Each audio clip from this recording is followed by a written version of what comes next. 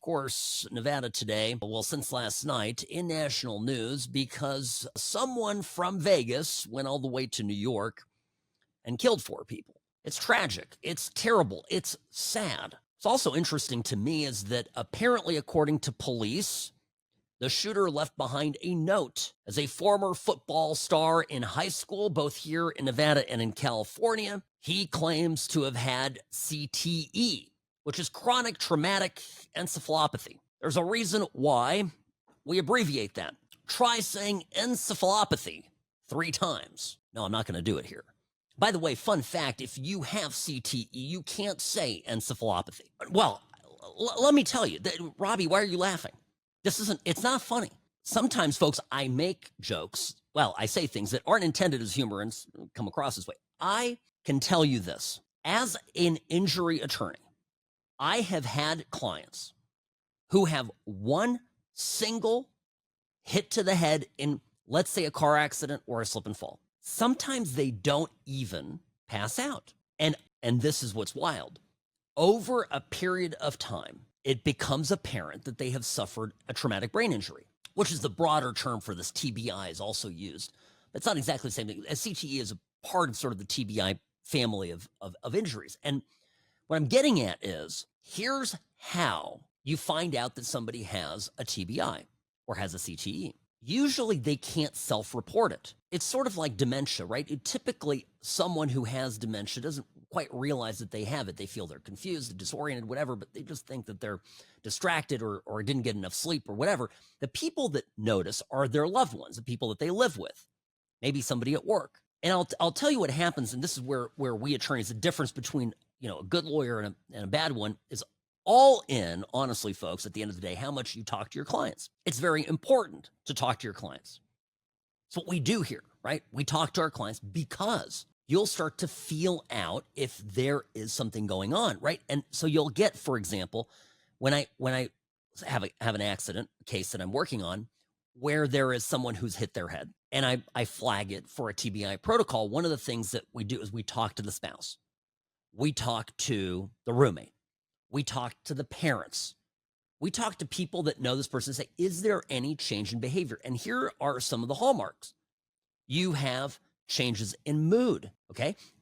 Logic, right? Processing information, making decisions and choices. All of a sudden, following a CTE, TBI type injury, you suddenly have people who are not, well, they've lost some of their common sense. They suddenly become liberal. Robbie, that was a joke.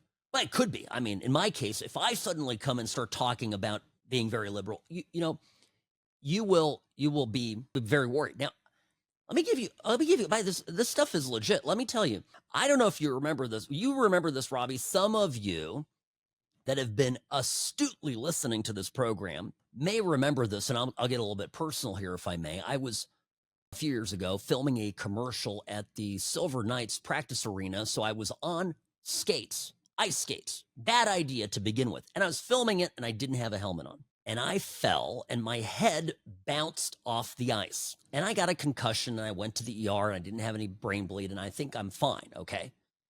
But the concussion, the one concussion, okay, caused me to, I took couple, it was the beginning of a long weekend. I think Monday was off, so we didn't have the show on Monday. Came back on Tuesday.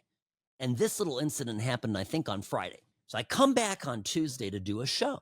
And sometimes when you're doing live radio, you get feedback into your ear. It's terrible. Something comes on, somebody presses the wrong button, something goes off on my computer. It's either me or the station or the op. It's never producer Robbie's fault, just for the record.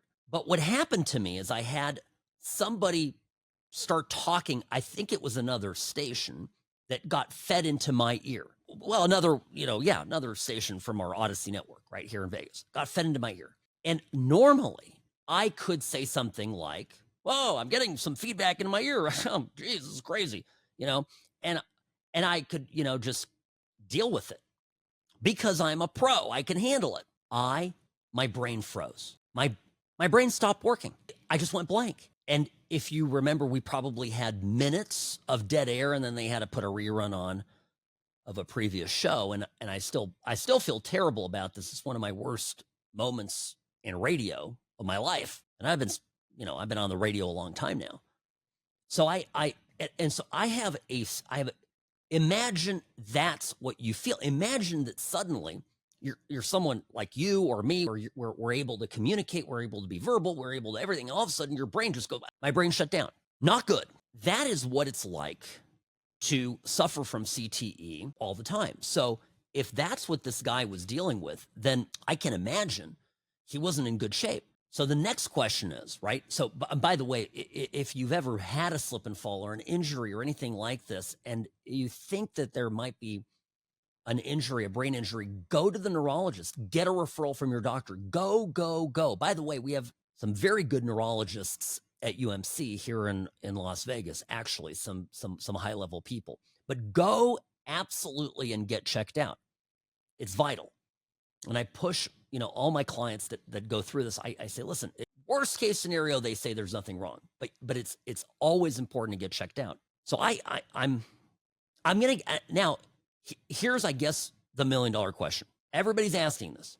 Should he have had the guns, right? If his mind was, as I'm describing, literally going blank and white, should he have had the guns? And did the system fail us, right? Did the system not work as designed? Well, these are the interesting questions.